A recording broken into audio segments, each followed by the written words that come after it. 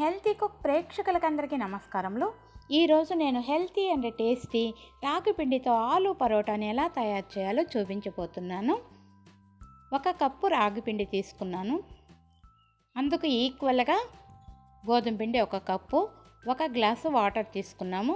ఇప్పుడు ఒక బౌల్లో గోధుమ పిండి, రాగి పిండి, దానికి సరిపడే సాల్ట్ వేసుకొని బాగా కలిపేసుకుంటున్నాము.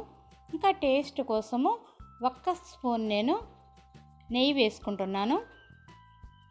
ఇది ఒక డిఫరెంట్ టేస్ట్ ఉంటుంది. ఇంకా పిల్లలు రాగి పిండి అంటే ఇష్టపడరు కదండి. అలాంటప్పుడు ఈ విధమైన ఐటెం చేసి ఇచ్చినట్లయితే ఇష్టంగా తినేస్తారు. అంటే పిల్లలనే కాదు, పెద్దలు కూడా ఇది ఎఫెక్ట్ లేని ఫుడ్ చేసుకొని తీసుకోవచ్చును. చూసారా, ఈ విధంగా చపాతీ పిండిలాగా సాఫ్ట్గా, ఎంత సాఫ్ట్గా తయారైంది పరోటా పిండి. ఇప్పుడు దీన్ని మనము ఒక 10 నిమిషాల పాటు మూతబెట్టి ఉంచేద్దాము. ఇది చాలా టేస్టీ అండ్ హెల్తీ ఐటెం అండి. ఇప్పుడు 2 పొటాటో మీడియం సైజ్ తీసుకున్నాను నేను. ఇది ఉడకబెట్టుకుంటున్నాము. నేను కుక్కర్లో వేసి ఉడకబెట్టుకుంటున్నాను, తగినంత ఉప్పు వేసి. ఇంకా మీరు ఏ విధంగా ఉడకనిచ్చుకుంటారో ఆ విధంగా చేసి ఉంచుకోవచ్చును. ఇప్పుడు ఉడికి చల్లారిన తర్వాత ఈ విధంగా పొడి పొడిగా చేసి పొటాటోను ఉంచుకుంటున్నాము.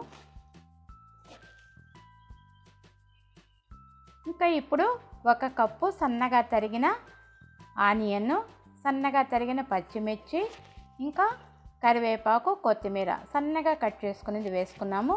కొద్దిగా సాల్ట్ వేసుకుంటున్నాము. ఆల్రెడీ మనము పొటాటోలో సాల్ట్ ఉండడం వల్ల కొద్దిగా తగినంత వేసుకొని మనము ఈ విధంగా ముద్ద చేసి ఉంచుకుంటాము. ఇప్పుడు మనము చేతికి తగలకుండా ఉండడం కోసము కొద్దిగా ఆయిల్ వేసుకుంటున్నాను. చూసారా, ఈ విధంగా మనం ఇప్పుడు కావలసిన సైజులో రౌండ్గా బాల్స్ లాగా తయారు చేసి ఈ పొటాటో ఉంచుకుంటాము. ఇప్పుడు పరోటా పిండి రెడీ అయిపోయింది. ఇప్పుడు పరోటాని తయారు చేసుకుంటాము. ఇప్పుడు పిల్లలు రాగి పిండి అంటే ఇష్టపడరు కదండి. అదే మాదిరి మా పెద్ద అబ్బాయి కోడలకు రాగి పిండి ఇష్టం ఉండదండి. చిన్న అబ్బాయికి రాగి పిండి అంటే చాలా ఇష్టము.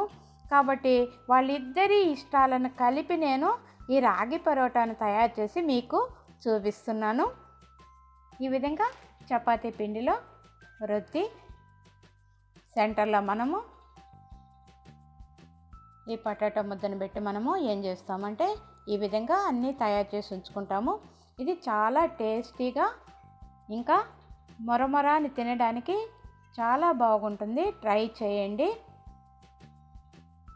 ఇప్పుడు చపాతీ పెట్టి మీద నేను పరోటాని తట్టి చూపిస్తున్నాను. కొద్దిగా ఆయిల్ వేసుకొని మనము ఈ విధంగా పలుసగా తట్టి దోస పెనం మీద కాల్చి వేసుకుంటాము. కొద్దిగా ఆయిల్ వేస్తేనే బాగుంటుంది టేస్టీగా. ఇంకా ఆయిల్ ఎక్కువ తక్కువ అనేది మీ చేసే వాళ్ళ యొక్క ఒపీనియన్ బట్టి ఉంటుందండి. ఇప్పుడు చూడండి, దోస పెనం మీద ఈ విధంగా పల్సగా తట్టుకుంటామండి. చూసారా, ఇప్పుడు 2 వైపులా తిప్పి కొద్దిగా ఆయిల్ వేసి చేసుకుంటాము. బాగా బ్రౌనిష్గా వచ్చే వరకు కాలనిద్దాము. ఏ విధంగానైనా రాగి పిండి పిల్లలకు చేరే విధంగా మనము చూద్దామండి.